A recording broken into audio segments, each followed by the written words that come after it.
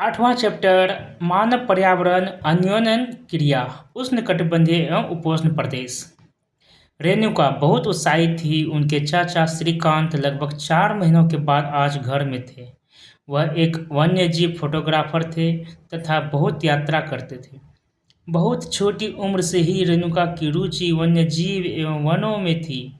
जब उसके चाचा ने प्रकृति संबंधी पुस्तकों से उसका परिचय कराया, दूरस्थ भूस्थल एवं वहाँ रहने वाले लोगों की तस्वीरों से हमेशा आकर्षित करती है।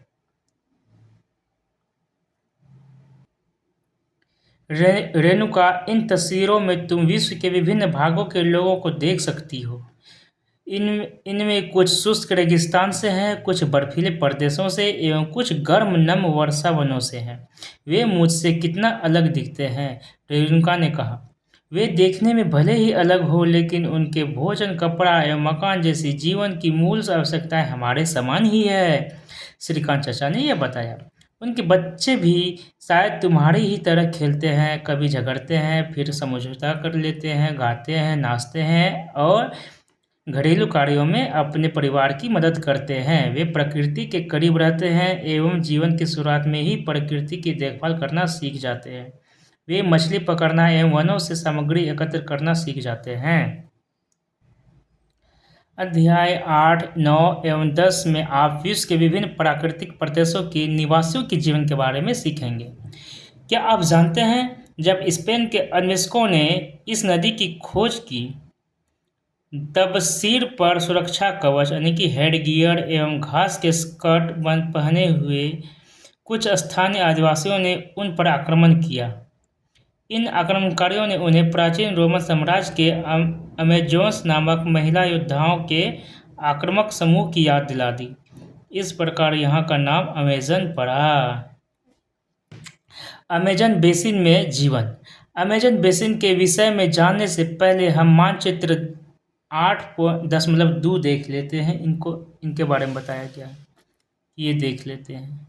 Argentina, Chile, Uruguay, Paraguay, Bolivia दक्षिण अमेरिका का ही क्षेत्र है। Brazil, Amazon basin, French Guiana, Suriname, Guyana, Venezuela, Colombia, Ecuador, Peru इत्यादि। चलिए पढ़ते हैं पहले।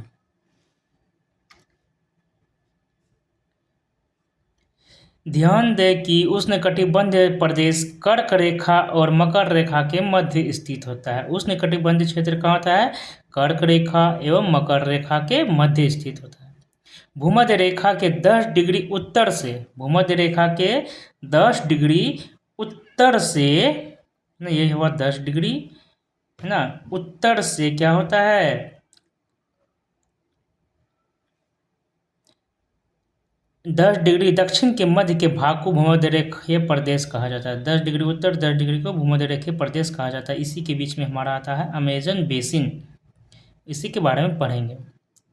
अमेजन नदी इसी प्रदेश से होकर बहती है।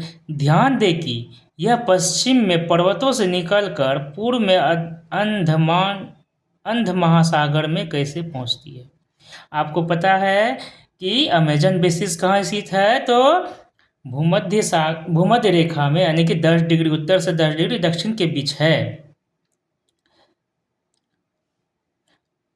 जिस स्थान पर कोई नदी किसी अन्य जलराशि से मिलती है, किसी स्थान पर है ना, जिस स्थान पर कोई नदी किसी जलराशि से मिलती है उसे नदी का मुहाना कहते हैं। कहीं पर कोई नदी अगर बड़े जलराशि से मिल जाए, समुद्र से मिल जाए, सागर से मिल जाए, उसी जिस जगह मिलती है, जिस पॉइंट पर मिलती है, उसे ही मुहाना कहते हैं। अमेजन नदी में बहुत सारी सहायक नदियां मिलकर अमेजन बेसिन का निर्माण करती है। यह नदी बेसिन ब्राज़ील के भागों, पेरू के कुछ भागों, बोलिविया है, देख लीजिए है ना। बेसिन जो है ना, यह ब्राज़ील का जो है बेसिन, अमेजन बेसिन ब्राज़ील के भाग में, इधर पेरू के कुछ भाग में, पेरू का भी ये भाग आ जाता है, एवं बोलिविया का भी भाग में आ जाता है ये वाला भाग, एवं इक्वाडोर का भी ये भाग आ जाता है। कोलंबिया का भी यहाँ का भाग ऐसे करके आ जाता है, तथा वेनेजुएला वेनेजुएला का भी ये भाग आ जाता है। इनके छोटे भाग से अपवाहित होती है। क्या आप इस बेसिन में स्थित उन देशों के नाम बता सकते हैं जिनसे भूमध्य रेखा गुजरती है? आसान है। इक्वाडोर हो गया, कोलंबिया हो गया, और ये ब्राज़ील है। अब बढ़ते हैं जलवायु के बारे में। जैसा कि अब आप जानते हैं, अमेज़न बेसिन भूमध्य रेखा के आसपास फैला है और पूरे वर्ष यहाँ गर्म एवं नम जलवायु रहती है। यहाँ का मौसम दिन एवं रात दोनों ही समय लगभग समान रूप से गर्म एवं आर्द्र होता है। अमेज़न बेसिन भूमध्य रेखा के आसपास फैला है ना, पूरे वर्ष यहाँ गर्म एवं नम जलवायु होती है। यहाँ का मौसम दिन एवं रात दोनों ही समय लगभग समान रूप में ही होती है, गर्म एवं आर्द्र, तथा शरीर में चिपचिपाहट महसूस होती है। इस प्रदेश में लगभग प्रतिदिन वर्षा होती है और वह भी बिना किसी पूर्व चेतावनी के। दिन का तापमान उच्च एवं आर्द्रता अति उच्च होती है। रात के समय तापमान कम होता है लेकिन आर्द्रता वैसी ही बनी रहती है। अब पढ़ते हैं वर्षावन के बारे में। जलवायु के बारे में पढ़ लिए ना, अब पढ़ते हैं अमेज़न बेसिन की वर्षावन के बारे में। इन प्रदेशों में अत्यधिक वर्षा के कारण यहाँ की भूमि पर सघन वन उग जाते हैं। वह इतने सघन होते हैं कि पत्तियों तथा शाखाओं से छत सी बन जाती है, जिसके कारण सूर्य का प्रकाश धरातल तक नहीं पहुँच पाता है। यहाँ की भूमि प्रकाश रहित एवं नम बनी रहती है। यहाँ केवल वही वनस्पति पनप सकती है जिसमें छाया में बढ़ने की क्षमता हो। परजीवी पौधों के रूप में यहाँ आर्किड एवं ब्रोमीलाइड पैदा होते हैं। आर्किड एवं ब्रोमीलाइड कैसे पौधे हैं? तो परजीवी पौधे हैं। ये कहाँ पाए जाते हैं? तो अमेज़न बेसिन में पाए जाते हैं। आर्किड एवं ब्रोमीलाइड ये एक परजीवी पौधे का उदाहरण है, आर्किड एवं ब्रोमीलाइड। वर्षा वन में प्राणी जात की प्रचुरता होती है। टुकन, गुंजन पक्षी, रंगीन पक्षती वाले पक्षी एवं अमेज़न के लिए बड़ी चोंच वाले विभिन्न प्रकार के पक्षी जो भारत में पाए जाने वाले सामान्य पक्षियों से भिन्न होते हैं, यहाँ पाए जाते हैं। वो भिन्न होते हैं लेकिन यहाँ पाए जाते हैं। सांप एवं सरीसृप की विभिन्न प्रजातियां भी इन वनों में पाई जाती है। मगरमच्छ, सांप, अजगर तथा एनाकोंडा एवं एकांकोबोआ कुछ ऐसी ही प्रजातियां हैं। इसके अतिरिक्त हजारों कीड़े मकोड़े भी इस बेसिन में निवास करते हैं। मांस खाने वाली पिरान्या मत्स्य समेत मछलियां की विभिन्न प्रजातियां भी अमेज़न नदी में पाई जाती है। इस प्रकार जीवों की विविधता की दृष्टि से यह बेसिन असाधारण रूप से समृद्ध है। क्या आप जानते हैं ब्रोमीलाइड? मैं बताया था ना, ये एक परजीवी पौधा है ब्रोमीलाइड और आर्किड। चलिए पढ़ते हैं। ब्रोमीलाइड एक विशेष प्रकार का पौधा है जो अपनी पत्तियों में जल को संचित रखता है। मेंढक जैसे प्राणी इन जल के पॉकेट का उपयोग अंडा देने के लिए करते हैं। चलिए आगे पढ़ते हैं अब वर्षा वन के निवासी के बारे में। यहाँ के लोग छोटे से क्षेत्र में वन के कुछ वृक्षों को काट कर अपने भोजन के लिए फसल उगाते हैं। वर्षा वन के निवासी है ना, छोटे वृक्षों को काटकर अपने भोजन के लिए फसल उगाते हैं। यहाँ के पुरुष शिकार करते हैं तथा नदी में मछली पकड़ते हैं, जबकि महिलाएं फसलों का ध्यान रखती है। पुरुष क्या करते हैं? शिकार करते हैं, मछली पकड़ते हैं। महिलाएं फसलों का ध्यान रखती है। वे मुख्यतः टेपियोका, अनानास है ना, अनानास एवं शकरकंद उगाते हैं।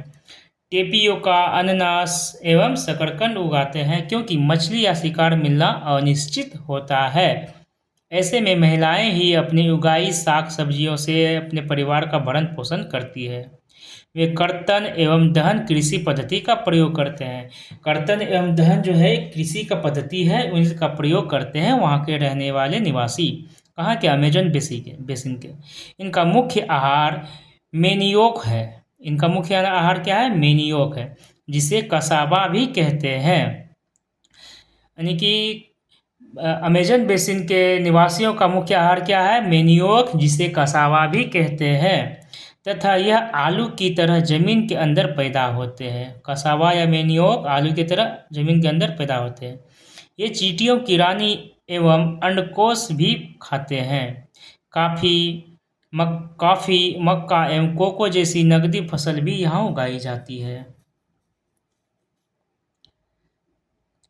वर्षा वन अत्यधिक मात्रा में घरों के लिए लकड़ी प्रदान करते हैं। वर्षा वन अत्यधिक मात्रा में क्या करते हैं? घरों के लिए लकड़ी प्रदान करते हैं।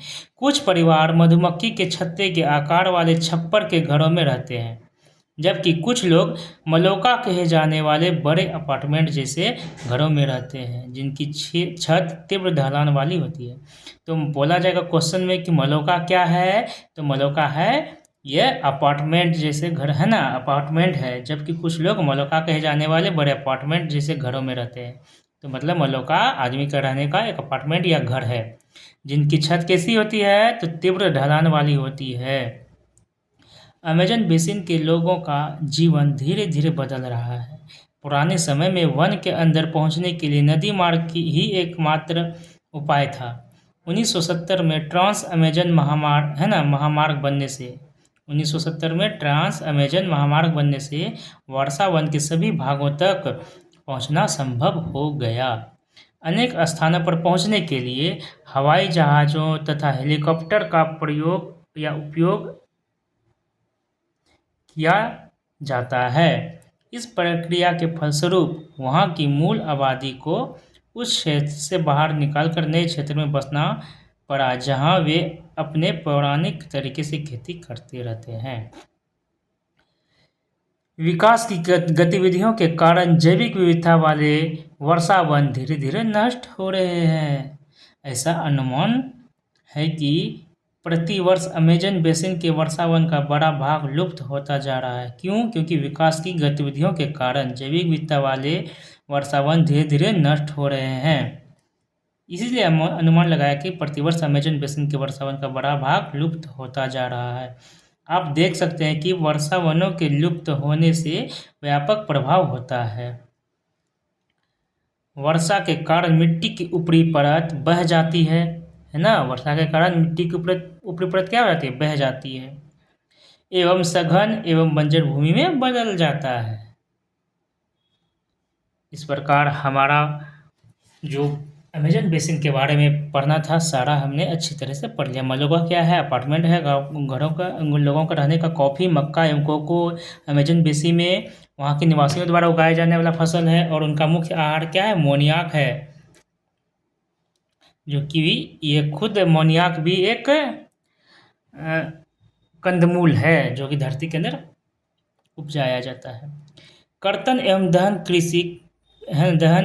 की पद्धति क्या आप जानते हैं कि कर्तन एवं दहन की पद्धति में किसान पहले वृक्ष एवं झाड़ियों को काट कर भूमि साफ करते हैं, फिर इनको जलाया जाता है, जिससे पोषक तत्व मिट्टी में मिल जाते हैं। इस साफ भूमि पर कुछ वर्षों तक फसल पैदा की जाती है। उसके बाद जमीन के इस टुकड़े के बार बार प्रयोग से मिट्टी में पोषक तत्व का अभाव हो जाता है, इसलिए इस टुकड़े को छोड़ दिया जाता है। इसके बाद फसल उगाने के लिए किसी दूसरे स्थान को साफ किया जाता है। इस बीच पुराने खेतों में छोटे छोटे वृक्ष उग जाते हैं। इस प्रकार मिट्टी पुनः उपजाऊ बन जाती है। तब लोग इस भूमि के टुकड़े को पुनः जोत सकते हैं। अब पढ़ेंगे गंगा ब्रह्मपुत्र बेसिन में जीवन के बारे में।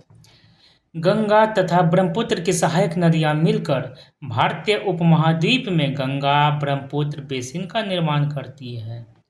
यह बेसिन उपोष्ण में 10 डिग्री उत्तर से 30 डिग्री उत्तर अक्षांश के मध्य स्थित है। घाघरा गंगा ब्रह्मपुत्र बेसिन कहाँ पर स्थित है? तो 10 डिग्री उत्तर से 30 डिग्री उत्तर अक्षांश, 10 डिग्री उत्तर से 30 डिग्री उत्तर मतलब ऊपर में ही अक्षांश के मध्य स्थित है। घाघरा, सोन, चंबल, गंडक, कोसी जैसी गंगा की सहायक नदियां एवं ब्रह्मपुत्र की सहायक नदियां इसमें अप्रवाहित होती है। एटलस की सहायता से ब्रह्मपुत्र की कुछ सहायक नदियों के नाम ढूंढें। गंगा एवं ब्रह्मपुत्र के मैदान, पर्वत एवं हिमालय के गिरिपाद तथा सुंदरवन डेल्टा। क्या है? गंगा एवं ब्रह्मपुत्र के मैदान, पर्वत एवं हिमालय के गिरिपाद तथा सुंदरवन डेल्टा इस बेसिन की मुख्य विशेषताएं हैं। मैदानी क्षेत्रों में अनेक चाप झील पाई जाती है। यहाँ की जलवायु मुख्यतः मानसूनी है। मानसून में मध्य जून से मध्य सितंबर के बीच वर्षा होती है। जून से सितंबर के बीच। ग्रीष्म ऋतु में गर्मी एवं शीत ऋतु में ठंड होती है। भारत का मानचित्र देखिए। उन राज्यों के नाम बताइए जहाँ गंगा ब्रह्मपुत्र बेसिन स्थित है। बेसिन क्षेत्र में विभिन्न प्रकार की स्थलाकृति है। बेसिन क्षेत्र में विभिन्न प्रकार की क्या है? स्थलाकृति है। जनसंख्या के वितरण में पर्यावरण की प्रमुख भूमिका होती है।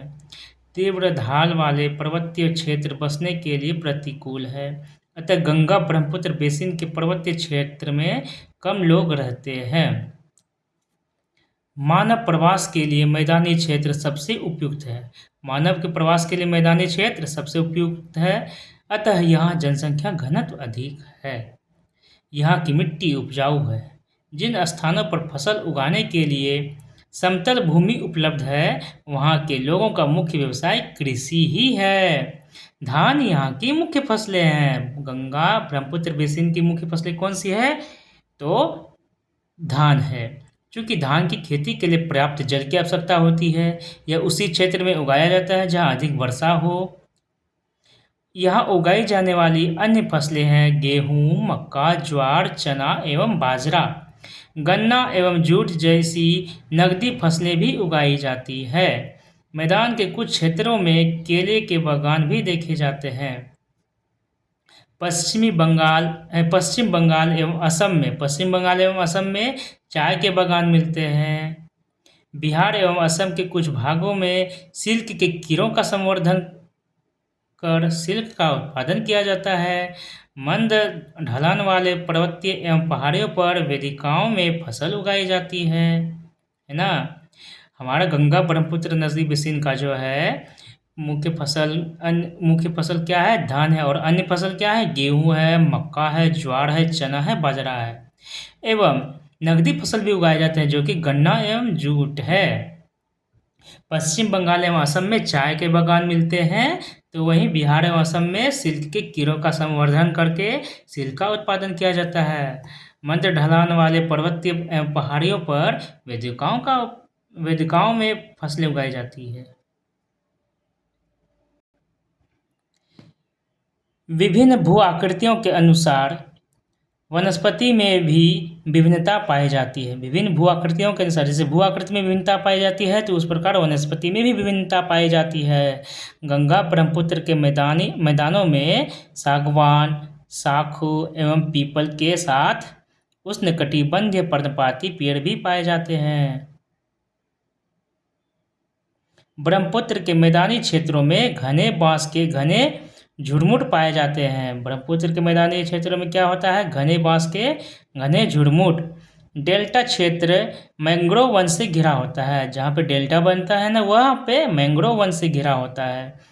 उत्तराखंड, सिक्किम एवं अरुणाचल प्रदेश की ठंडी जलवायु एवं तीव्र ढाल वाले भागों में चीड़, देवदार एवं फर जैसे शंकुधारी पेड़ पाए जाते हैं। चीड़, देवदार एवं फर क्या है? एक शंकुधारी पेड़ है।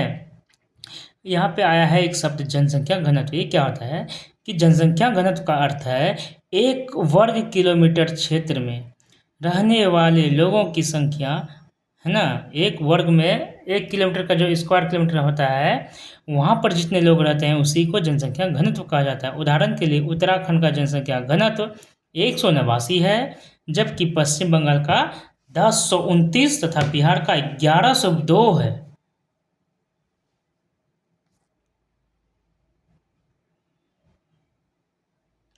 बेसिन में विविध प्रकार के वन्य जीव पाए जाते हैं। किस बेसिन में? तो गंगा ब्रह्मपुत्र बेसिन में। इनमें हाथी, बाघ, हिरण एवं बंदर आदि सामान्य रूप से पाए जाने वाले जीव हैं। एक सींग वाला गेंडा ब्रह्मपुत्र के मैदानों में पाया जाता है। एक सींग वाला गेंडा कहाँ पाया जाता है? ब्रह्मपुत्र के मैदानों में, जैसे ये काजीरंगा नेशनल पार्क में पाया जाता है। एक सींग वाला गेंडा ब्रह्मपुत्र के मैदान में पाया जाता है। डेल्टा क्षेत्र में बंगाल टाइगर। डेल्टा बनता कहाँ है? बंगाल की खाड़ी में ना है। पश्चिम बंगाल से जो नीचे निकलती है गंगा नदी, वहाँ पर डेल्टा बनाती है, इसलिए उस क्षेत्र में बंगाल टाइगर पाए जाते हैं, मगरमच्छ पाए जाते हैं एवं घड़ियाल पाए जाते हैं। नदी के साफ जल, झील एवं बंगाल की खाड़ी में प्रचुर मात्रा में जलीय जीव पाए जाते हैं।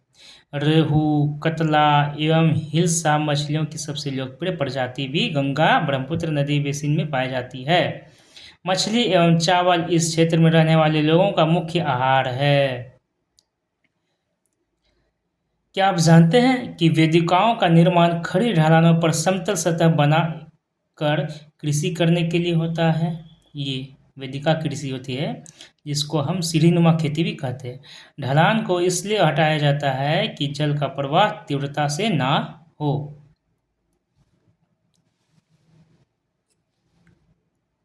फिर क्या आप जानते हैं गंगा ब्रह्मपुत्र नदी के ओलवन जल में एक प्रकार की डॉल्फिन पाई जाती है, जिसे स्थानीय भाषा में सूसू कहते हैं अथवा अंधी डॉल्फिन। सूसू क्या है? एक अंधी डॉल्फिन है। सूसू की उपस्थिति से जल की शुद्धता का पता चलता है। अगर सूसू दिख गई तो उनकी शुद्धता का पता चल जाएगा कि पानी बहुत शुद्ध है। रसायन की अत्यधिक मात्रा वाले गैर उपचारित औद्योगिक एवं शहरी गंदगी इन प्रजातियों को नष्ट कर रहे हैं। चलिए पढ़ते हैं। झील जीविका का साधन, एक केस अध्ययन करते हैं, इसका केस स्टडी करते हैं। विनोद एक मछुआरा है जो बिहार के मतवाली मौन गांव में रहता है। आज वह एक प्रसन्न व्यक्ति है। क्यों? क्योंकि पढ़ते हैं आगे। मछलियों की विभिन्न प्रजातियों को पालने के लिए उसने अपने साथी मछुआरों रविंदर, किशोर, राजीव तथा अन्य के साथ मौन या चाप झील को साफ किया। झील में उगने वाले स्थानीय खरपतवार जैसे कि वेलिनेरिया, हाइड्रिला मछलियों का भोजन बनते हैं। झील के आसपास की भूमि उपजाऊ है। वह इस जमीन पर धान, मक्का एवं दलहन जैसी फसलें बोता है। खेत की जुताई के लिए भैंसे का उपयोग किया जाता है। वहाँ के लोग बहुत संतुष्ट हैं। नदी में पकड़ने हैं बहुत संतुष्ट है और नदी में पकड़ने, खाने व बेचने के लिए काफ़ी मछलियाँ हैं, जिन्हें पकड़कर वो पास के शहरों में भी बेचते हैं। यह समुदाय प्रकृति के साथ समरसता बनाकर रहता है। जब तक पास के शहरों का प्रदूषण इस झील तक नहीं पहुंचता, तब तक मत्स्य पालन को कोई खतरा नहीं है।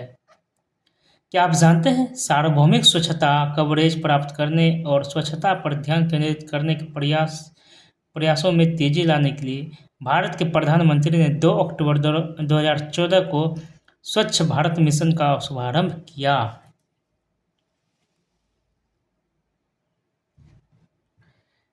गंगा ब्रह्मपुत्र के मैदानों में कई बड़े शहर एवं कस्बे स्थित हैं। इलाहाबाद, कानपुर, वाराणसी, लखनऊ, पटना एवं कोलकाता जैसे 10 लाख से अधिक आबादी वाले शहर गंगा नदी के तट पर ही स्थित है। इन शहरों तथा यहाँ स्थित उद्योगों का गंदा पानी बहकर नदी में ही जाता है, जिससे नदी प्रदूषित होती है। क्या आप जानते हैं गंगा नदी के संरक्षण के लिए नमामि गंगे कार्यक्रम को शुरू किया गया है? हाँ, बेसिन में यातायात की सुविकसित तंत्र उपस्थित है। आप देख सकते हैं कि गंगा ब्रह्मपुत्र बेसिन में यातायात के 4 मार्ग सुविकसित है। मैदानी इलाकों के लोग सड़क मार्ग एवं रेल मार्ग द्वारा एक स्थान से दूसरे स्थान तक जाते हैं। नदी के तटीय क्षेत्र में जल मार्ग यातायात का प्रभावशाली माध्यम है। कोलकाता हुगली नदी पर स्थित एक महत्वपूर्ण पत्तन है। मैदानी क्षेत्र में कई बड़े हवाई पत्तन भी स्थित हैं। पत्तन मतलब पोर्ट, हवाई जहाज का पत्तन है तो एयरपोर्ट, जल का है तो उसे पोर्ट कहा जाता है। पर्यटन इस बेसिन की एक महत्वपूर्ण क्रिया है। पर्यटन क्या है? इस बेसिन की एक सबसे महत्वपूर्ण क्रिया है। आगरा में यमुना के किनारे स्थित ताजमहल, इलाहाबाद में गंगा एवं यमुना नदी का संगम है। यमुना जो है गंगा एवं यमुना का यमुना के किनारे स्थित ताजमहल इलाहाबाद में गंगा एवं यमुना नदी का संगम है। उत्तर प्रदेश एवं बिहार में बौद्ध स्तूप, लखनऊ का इमामबाड़ा, इमामबाड़ा कहाँ पर, तो लखनऊ का। असम का काजीरंगा एवं मानस वन्य प्राणी अभयारण्य तथा अरुणाचल प्रदेश की विशिष्ट जनजाति संस्कृति जैसे कई दर्शनीय स्थल हैं। तो इस प्रकार यह भी चैप्टर समाप्त होता है। इनका भी कुछ ऑब्जेक्टिव देख लेते हैं। टूकन, टूकन क्या है? टूकन एक पक्षी है जो कि अमेज़न बेसिन में पाई जाती है। मैनियाक कहाँ की प्रमुख फसल है? मैनियाक अमेज़न बेसिन की सबसे प्रमुख फसल है। कोलकाता किस नदी के तट पर स्थित है? तो हुगली नदी के तट पर।